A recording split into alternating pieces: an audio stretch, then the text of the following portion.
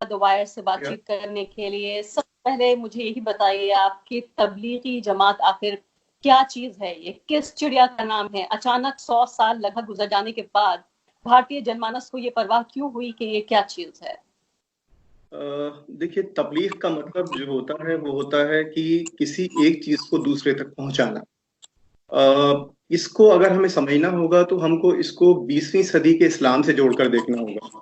20वीं सदी यानी सन 1900 के बाद जिस तरह की इस्लामिक समाजों में जो बहसें हुई और खास तौर से सुन्नी समाज में जो बहस हुई, उसमें आपस में बहुत ज्यादा विरोधाभास थे। याद रखिए, शिया और सुन्नी में ही नहीं, सुन्नियों में भी आपस में बहुत ज्यादा विरोधाभास थे धार्मिक मुद्दों को लेकर। और ये एक मुद्दा जो सबसे अहम था वो ये था कि मेरा इस्लाम तुम्हारे इस्लाम से बेहतर है।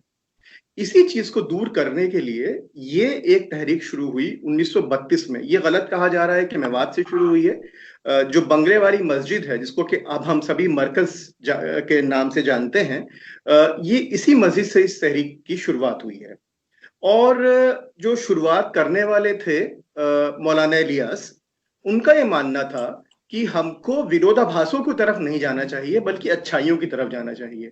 इसलिए जो तबलीगी जमात का मेन टेक्स्ट है, जो मुख्य किताब है, उसका नाम है फजाइल अमाल, यानी अपने अच्छे कामों के फायदे। तो किसी भी तरह के दुनियावी और दीनी मसाइल के झगड़ों से दूर होते हुए मुसलमान को बेहतर मुसलमान कैसे बनाया जाना चाहिए, इसको लेकर यह तहरीक शुरू हुई।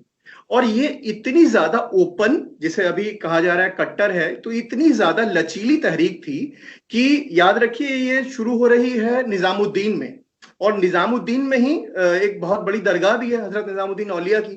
तो इन्होंने अपने जो कार्यक्रम थे कि इसमें कोई विरोधाभास ना हो, उसको बृहस्पतिवार को यानी थर्सडे को, जुमेरात को रखना शुरू किया, ताकि लोग मरकज में बयान सुने और बयान सुनने के बाद में कव्वाली सुनने अपने दरगाह पर चले जाएं। इसलिए इन विरोधाभासों को दूर करने की कोशिश का नाम जो है वो तबलीग जमात है। तबलीग जमात के 6 मुख्य बिंदु हैं जो हर कोई तबलीग जमात वाला मानता है। पहला यह है कि आपको कलिमे पर यकीन होना चाहिए। दूसरा यह है कि आप अपनी नमाज को कायम करें, यानी 5 वक्त की आपको नमाज अपनी पढ़नी चाहिए। तीसरा इल्म और फिक्र, यानी आपको इतना इल्म सीखना जरूरी है कि हराम और हलाल के बीच में आप फर्क कर सकें, यानी इल्म का सीखना कभी खत्म नहीं होगा। चौथा इकराम मुस्लिम, यानी हम सभी मुसलमान सेक्ट्स की इज्जत करेंगे, उनसे कोई विरोधाभास नहीं रखेंगे। पांचवा इखलास नियत, यानी मैं जो भी काम करूं, अपना माल, अपना वक्त और अपनी मेहनत जो भी करूं, वो मेरा अपना है, इसके लिए कोई और जिम्मेदार नहीं है। और छठी चीज ये तफरीक वक्त, यानी मैं अपना वक्त निकाल कर ना सिर्फ अपनी नमाज को दुरुस्त करूं बल्कि अपने भाई जो मेरा मुसलमान है उसको भी इस्लाम की तरफ लेकर आऊं। ये बहुत पॉपुलर हो गई, ये जो तहरीक थी ये एकदम से बहुत ज्यादा पॉपुलर हो गई। और इसके 2 बहुत मुख्य वक्तों पर इस तहरीक का जो भूमिका है वो बहुत अहम है। एक है 1947-48 के वक्त में, जब भारत आजाद हो गया, आरएसएस पर प्रतिबंध लग गया, तो तबलीगी जमात पर प्रतिबंध लगाने की बात भी कही जाने लगी। उस वक्त में मौलाना आजाद ने एक बहुत अच्छा एक वक्तव्य दिया था। उन्होंने ये कहा, ये वो लोग हैं जो जमीन से ऊपर और आसमान से नीचे की बात करते हैं। जाहिर सी बात है, क्योंकि ऐसा कोई ऑब्जेक्टिव नहीं था। और उसके बाद में तबलीग ने अपने आप को हमेशा भारत के साथ जोड़कर, यानी तबलीगी मरकज में जितनी भी दुआएं होती हैं उसमें सबसे अहम दुआएं जो हैं वो इस मुल्क की सलामती के लिए होती हैं। ठीक है, तो इसका मतलब ये हुआ, ये स्प्रेड होती चली गई। जैसे जैसे चीजें बदलती गई वैसे वैसे तबलीग में लोग आने लगे, क्योंकि यहां विरोधाभास नहीं था। इसके 2 मरकज पैदा हुए, एक मेवात में और दूसरा गुजरात में।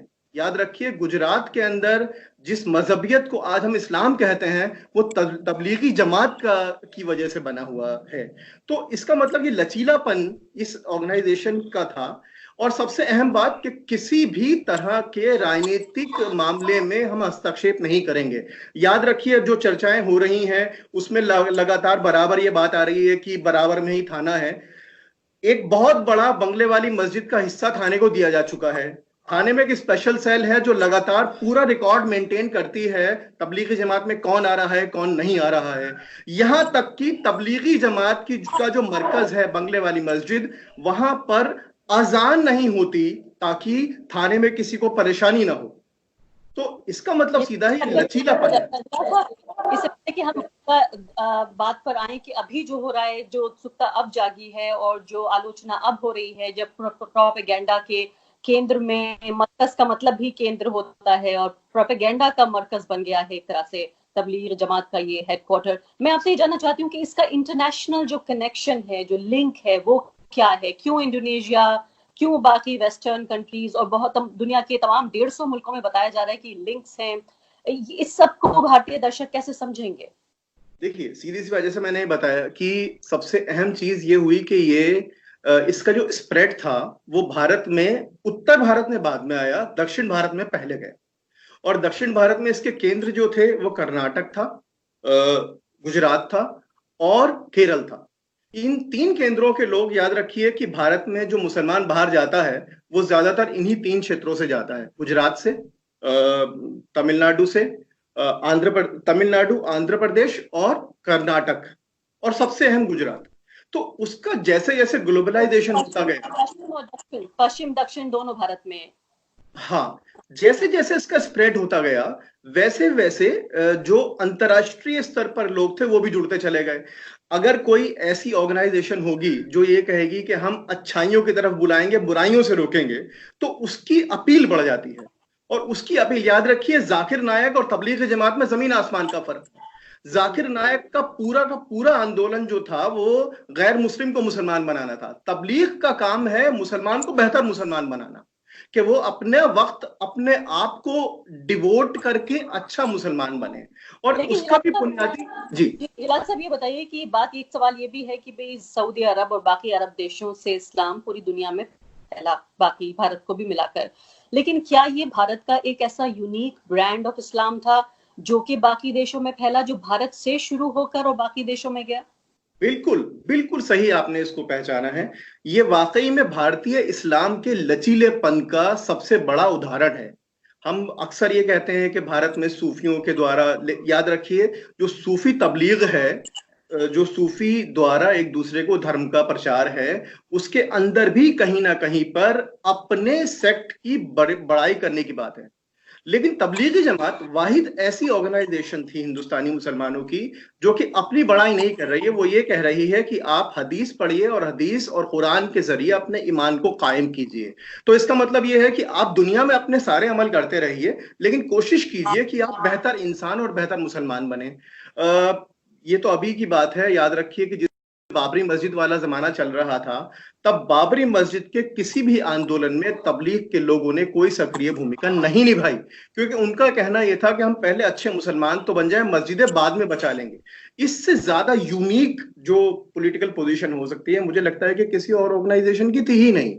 तो इसलिए जो भारत के कट्टरपंथ इस्लाम को बढ़ावा दिया, या इसका पॉलिटिकल इस्लाम से कोई लेना देना है, या वहाबी इस्लाम से लेना देना है, क्या इससे भी जोड़ के देखा जाना चाहिए? देखिए, ये एक तो ये जो शब्द है कट्टरपन, मुझे लगता है कि इसको थोड़ा सा खोलने की जरूरत है। कट्टर इस्लाम का मतलब सिर्फ ये, या कट्टरवाद का मतलब सिर्फ ये नहीं होता कि आप बंदूक लेकर किसी को मार दें। कट्टरवाद के तीन संभव मायने हो सकते हैं। एक ये हो सकता है जो हम ग्लोबल आईएस टाइप का जिहाद देखते हैं कि मेरा मजहब सबसे अच्छा, मैं उस पर कोई सवाल नहीं सुनूंगा और मैं, अगर आप नहीं मानेंगे तो मैं गोली मार दूंगा। दूसरी कट्टरवाद ये होती है कि मेरा मजहब मेरे लिए बहुत अच्छा, तुम्हारा मजहब तुम्हारे लिए बहुत अच्छा। लेकिन तबलीग ये कट्टरवाद की जो बात कर रही है वो तीसरी तरह की बात कर रही है कि मेरा मजहब बहुत अच्छा लेकिन मैं उसके काबिल नहीं हूं, तो मुझे अपने आप को उसके काबिल बनाना है, तो मैं कट्टर अपने आप को इतना कमिटेड कर लूं। कट्टर का मतलब कमिटेड होना है यहाँ पर, कि मैं इतना कमिटेड कर लूं कि अपने आप को बेहतर इंसान और बेहतर मुसलमान बना सकूं। तो उस तरह से वाकई में एक कट्टरवाद है, लेकिन ये कट्टरवाद अहिंसक किस्म का कट्टरवाद है।